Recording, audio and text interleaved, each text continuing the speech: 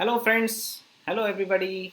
और आज का टॉपिक है महाराष्ट्र सिटी के प्रीवियस ईयर क्वेश्चंस को हम लोग सॉल्व करने जा रहे हैं, जो कि आप अपनी स्क्रीन पे इस वक्त देख सकते हैं कि फिजिक्स सब्जेक्ट के 11th स्टैंडर्ड के लगभग 8 यूनिट बनते हैं। Motion in a plane, laws of motion, gravitation, thermal property of matter, sound, optics, electrostatic, semiconductor. किताब में देखेंगे तो 14 यूनिट्स है, लेकिन सीटी में इसमें से 8 यूनिट का सबसे ज़्यादा महत्व, सबसे बड़ा रोल अब तक देखा गया है। क्योंकि आप देख सकते हैं कि 170 सवाल 2004 से लेकर 2020 के समय में आए हैं। हालांकि ये बहुत कम आंकड़ा है। इसका रीज़न ये है कि पिछले सालों में 12th की एग्ज़ाम की जो सिलेबस होता था, उस सिलेबस के भरोसे पे ही सीईटी का पेपर होता था, लेकिन अब ऐसा नहीं है। अब 11th भी रहेगा और 12th भी रहेगा। तो आप देख रहे हैं कि मोशन इन अ प्लेन, जिसमें से 25 सवाल आए हुए हैं अब तक, लॉज ऑफ मोशन में से 10, ग्रेविटेशन में से 50, जो कि ग्रेविटेशन पहले 12वीं का चैप्टर था, आज वो 11वीं में जा चुका है। थर्मल प्रॉपर्टी ऑफ मैटर में से 7, साउंड में से 21, ऑप्टिक्स में से 25, इलेक्ट्रोस्टैटिक में से 8, सेमीकंडक्टर में से 24। ये जो सिलेबस आप लोग देख रहे हैं, इसे हम लोग रेगुलरली कवर करने वाले हैं। रोज़ मतलब रोज़, यानी ये सारे के सारे क्वेश्चंस आप लोग को सॉल्व करा के दिए जाएंगे। ईच एंड एवरी क्वेश्चन, इसके सॉल्यूशन भी दिए जाएंगे। तो आप लोगों को ये क्वेश्चंस ढूंढने की कहीं ज़रूरत नहीं है। 2004 से लेकर 2020, यानी तकरीबन इन पिछले 17 सालों में, अगर हर एक एग्ज़ाम में अगर आप कहें 50 सवाल आने चाहिए, तो 17 इंटू 50, ये जितना भी हो रहा है 850, करीब करीब 850 क्वेश्चंस हम लोग पूरे के पूरे सॉल्व करने जा रहे हैं। और ये आप लोग को बहुत ज़्यादा मदद करेगा, ये आपको बहुत बढ़िया बूस्ट करेगा आपके स्कोर को। जी हाँ, इससे आप लोग को डेफिनेटली इसका बेनिफिट मिलेगा अगले सेशन में। मतलब इसके बाद मैं आप लोग को नीट का भी एक सेशन लेने वाला हूँ। प्रीवियस ईयर क्वेश्चन के M S T C T 2004 2020 से लेकर 2020 तक, इसके इस पूरे समय में 12वीं कक्षा के 12वीं के कितने क्वेश्चन आए हैं। रोटेशन डायनामिक्स, जो कि 12वीं का वो चैप्टर है जो इससे पहले सर्कुलर मोशन और रोटेशनल मोशन, ये दो अलग अलग चैप्टर थे जिनको मिक्स करके नए सिलेबस में रोटेशनल डायनामिक्स नाम दिया गया। इसके तकरीबन 81 क्वेश्चन है, 81 सवाल। बहुत बड़ा चैप्टर बन जा रहा है। ये 3 दिन कम से कम इसको लगेंगे पूरा सॉर्ट करने के लिए। Mechanical property of fluid 42, kinetic theory of gases and radiation 40, thermodynamics की बात करते हैं, सिर्फ 12 सवाल दिख रहे हैं। सिर्फ 12 क्यों पता है? क्योंकि थर्मोडायनामिक्स पहले फिजिक्स में से निकाल दिया गया था, यानी 2018 में जब ये सिलेबस अपडेट हुआ है, उससे पहले थर्मोडायनामिक्स फिजिक्स में नहीं था। और वहाँ से पहले मतलब लगभग 2008 तक, 2008 से 2018, इन 10 सालों के बीच में थर्मोडायनामिक्स इस फिजिक्स सिलेबस में नहीं था। 2008 से पहले जितने सवाल आए थे 2004 और 2008 के बीच में, वो सब रिकॉर्ड पर ले लिए गए हैं। और वो क्वेश्चंस मेरे पास रेडी हैं। 12 ही सवाल है थर्मोडायनामिक्स के। ऑसिलेशन में 66, सुपरपोजिशन ऑफ वेव में 71। मैं आपको बता दूं कि ऑसिलेशन इस वक्त बच्चे सॉल्व कर रहे हैं रोज़। 66 में से मेरे ख्याल से आज कुछ 29 क्वेश्चन हो चुके हैं। और ये कहाँ पे और कैसे सॉल्व करके दिए जा रहे हैं, इसकी इंफॉर्मेशन दे देता हूँ। रोज़ाना 11:45 पे सुबह आप लोगों की क्लास होती है, और ये क्लास होती है अन अकेडमी के ऊपर। अन अकेडमी पर ये क्लास ली जा रही है।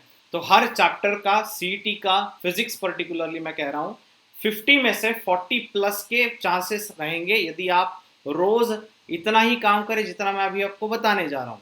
क्या क्या करना है डिटेल में देने वाला इन्फॉर्मेशन। ज़्यादा लंबा आप लोग का वक्त नहीं लूँगा, क्योंकि पहले आप लोग के पास वक्त की कमी है। इस वक्त हो रहा है 3 मिनट, 4 मिनट सॉरी। तो बस 2 या 3 मिनट में मुझे वीडियो एंड करना है। मैं आपको बता दूं बेटा कि ये 9 चैप्टर आपको दिखाई दे रहे हैं। अगले स्लाइड पे अगर मैं जाता हूँ तो टोटल मिला के 16 चैप्टर। तो टोटली सवाल हुए 832, 832। और वो कुछ जो भी 11 के क्वेश्चन थे, वो इसमें कुछ क्वेश्चंस जेई और नीट के भी मिक्स हो गया गलती से, इसलिए ये इतना बड़ा नंबर दिख रहा है। वास्तविकता में 885 क्वेश्चन हम लोग को कम से कम करने होते हैं। तो ये एक्चुअली आपका फिजिक्स का रियल सिलेबस है। 16 चैप्टर जो 12वीं के दिखते हैं, और 11वीं के 8। इतने ही चैप्टर आपको करने हैं। करना क्या है सबसे पहले वो समझ लीजिए। देखिए बच्चों, अब तक हम लोगों ने kinetic theory of gases and radiation ये चैप्टर निपटा दिया है, ये हो चुका है हम लोगों का, ठीक है। उसके बाद हम लोगों ने ग्रेविटेशन ये चैप्टर कंप्लीट कर रखा है, और ये बाकी के बचे हुए सारे के सारे चैप्टर अभी करना बाकी है। ये सारे के सारे चैप्टर होना बाकी है बेटा। इलेक्ट्रोस्टैटिक्स 11वीं के 8 क्वेश्चन और 12वीं के 58, राइट।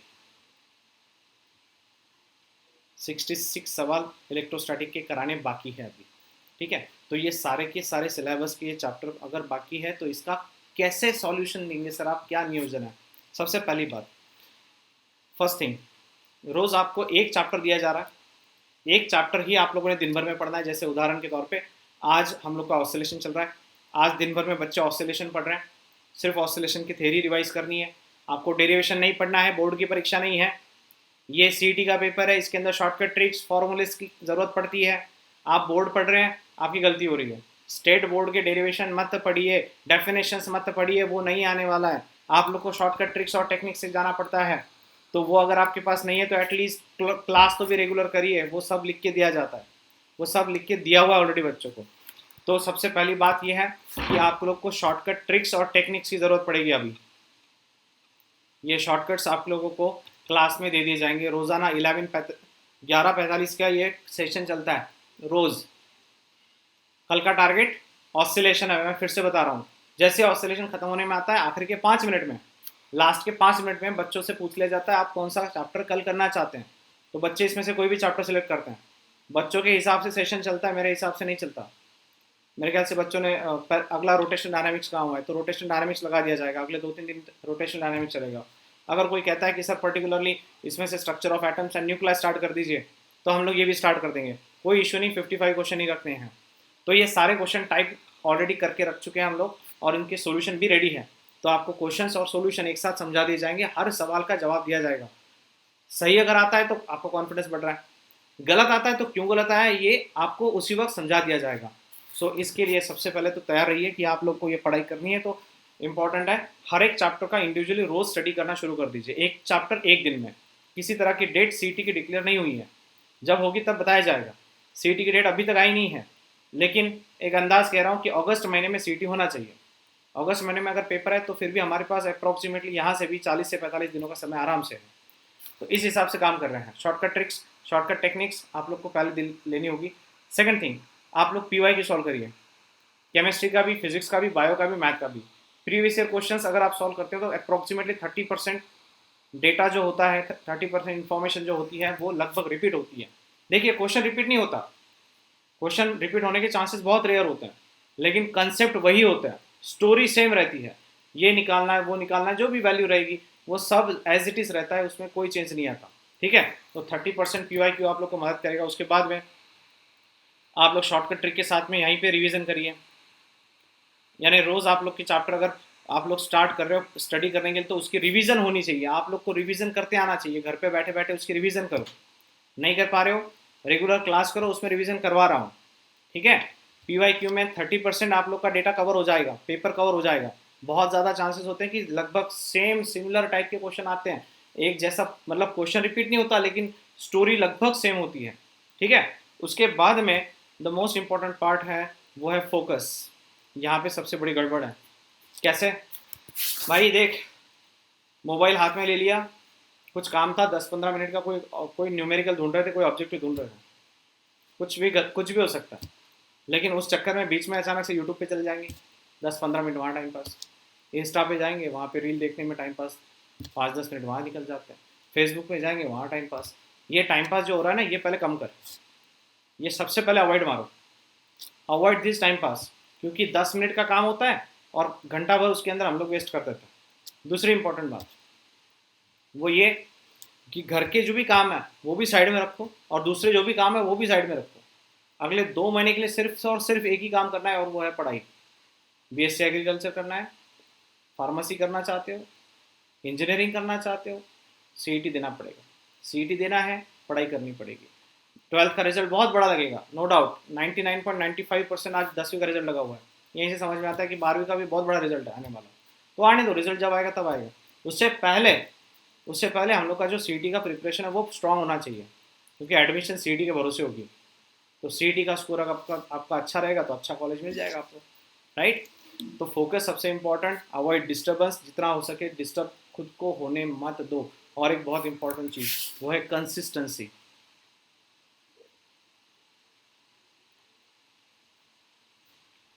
खुद को इतना कंसिस्टेंट बनाना है कि जो फिक्स कर रहे हैं हम लोग, कि जैसे मैंने बताया कल ऑसिलेशन है सुबह 11:45 पे, आज भी हुआ, तो कल ऑसिलेशन खत्म होते से हम लोग अगले चैप्टर का डिस्कस कर लेंगे। तो जो भी डिस्कस होगा वो चैप्टर उस दिन में हो जाना चाहिए।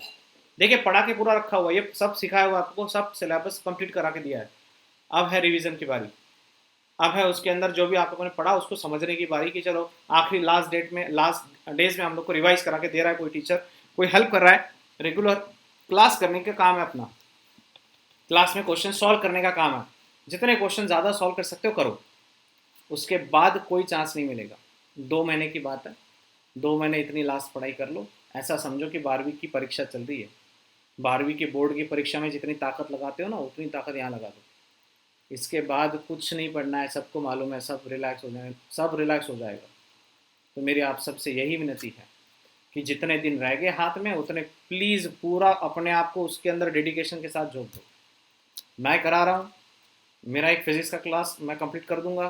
केमिस्ट्री बायो का आप लोग इसी तरह से ऑनलाइन से कहीं से भी कर सकते हो। आप लोग ऑफलाइन क्लासेस कर रहे होंगे, कहीं पे क्रैश कोर्स कर रहे होंगे, कुछ भी पढ़ो, कोई इशू नहीं, लेकिन साथ ही साथ PYQ पूरे सॉल्व कराओ।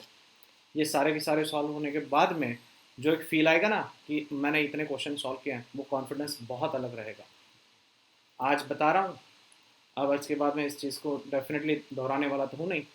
2 महीने का समय है, 2 महीने के बाद फिर मुझे ये मत कहना कि सर उस वक्त आपका सुन लिया होता तो बहुत अच्छा लगता था। ये सुन के मुझे भी बहुत दुख होगा कि बच्चे करते नहीं। होपफुली आपको ये मदद करेगा। मेरी बहुत मेहनत लगी है इसके पीछे, क्योंकि ये क्वेश्चन सारे निकालना और उसके सॉल्यूशंस रेडी करना, इसके क्वेश्चंस रेडी करना, इसमें बहुत वक्त जाता है। ये सब रेडी हो चुका है। बस आप लोगों से एक ही रिक्वेस्ट है कि क्लासेस रेगुलर करिए। आपको मैं एक बात और बता दूं कि नीट भी हम लोग का रेगुलर चल रहा है। रोज़ाना शाम को 7:30 बजे हम लोग प्रीवियस ईयर क्वेश्चन नीट के भी सॉल्व कर रहे हैं, और रोज़ाना 11:45 पर प्रीवियस ईयर क्वेश्चन हम लोग CET के सॉल्व कर रहे हैं। और ये हर रोज़ चलता है। आज की तारीख 16 जुलाई। आज शाम को इलेक्ट्रिक चार्ज एंड फील्ड, ये जो कॉन्सेप्ट है, ये जो पहला चैप्टर है CBSE का, इसका प्रीवियस ईयर क्वेश्चन नीट का आज MCQ के ऊपर हम लोगों का डिस्कशन होगा।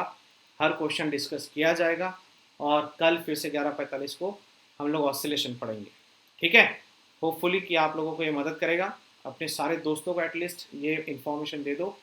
कुछ ना हुआ एटलीस्ट फिजिक्स का जितना मैं करा रहा हूँ, जितना कर सकता हूँ उतना तो करो यार। और रही बात केमिस्ट्री बायो मैथ्स की, तो मेरे जैसे और भी टीचर आप लोग को बहुत मदद कर रहे हैं, उनकी मदद ले लो। कोई आपको फीस नहीं लगेगी, कुछ नहीं, फ्री में है। Okay then, have a nice day, bye bye.